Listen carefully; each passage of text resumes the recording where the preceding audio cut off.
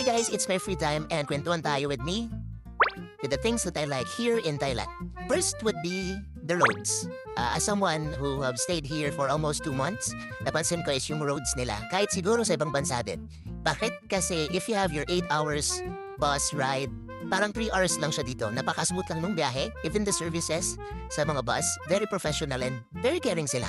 So yun. Second would be the sliding doors. Yan. Parang baguhan sa sliding door pero yun yung isa sa mga nagustuhan ko dito kasi space saving siya and it makes sense para sa akin. Especially yung automatic door sa 7-Eleven. This is my third one. 7-Eleven dito talagang naganap siya, especially in Bangkok.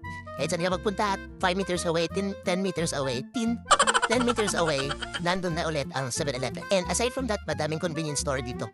Talagang convenient yung araw-araw mo dito. Next would be the heaters and bidet. Ayan. So, hindi ko alam kung sa lahat ng bahay, establishment, pero sa mga napuntaan namin, meron lahat ng bidet and heater. Kahit dito sa school namin, sa CR, kahit hindi siya parang nagagamit, available yung heater namin, pati yung bidet. Ewan ko ba? Ewan ko kung ganito lang ba or nailumawas yan nilang dito sa mundo. Pero yun yung mga nagustuhan ko dito sa Thailand. What else? Cheaper food. Mura yung pagkain nila dito with 10 baht, 5 baht. Equivalent siya ng 10 pesos or 20 pesos. Marami ka na ding mabibili na. Especially gulay, prutas, mga sales nila dito kapag magagabi na. So maraming bumibili and hindi siya nasasaya. Next would be the rentals. Yung motorbikes, yung apartments, yung mga pwede mong tirahan dito, ang dami-dami. Pwede kang maghanap ng mas cheap para makatipid at makapag-ipon ka ng maayos. Lalong-lalo na yung motorbike. Talagang nakakabilib yung motorbikes dito. Kasi sa atin, parang pag nag-rental bike ka, parang sa Bicol mo na-rent, parang makita mo na siya sa Cagayan o kaya sa ibang parte ng Pilipinas, iba. So, dito hindi.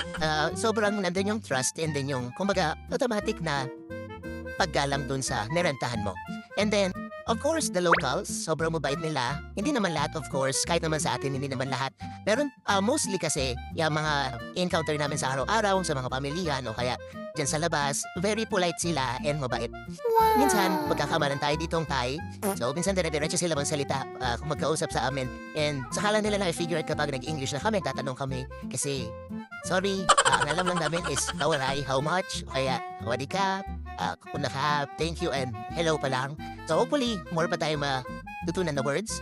And the last one will be the environment, yung paligid dito, which means hindi ganun siya kalayo sa Philippines. Kumbaga, nakakabawas ng pag kami sa Pilipinas kasi yung mga puno, syempre, mga halaman, yung atmosphere, o kaya yung may kita mo dito sa paligid is hindi nalalayo sa Philippines.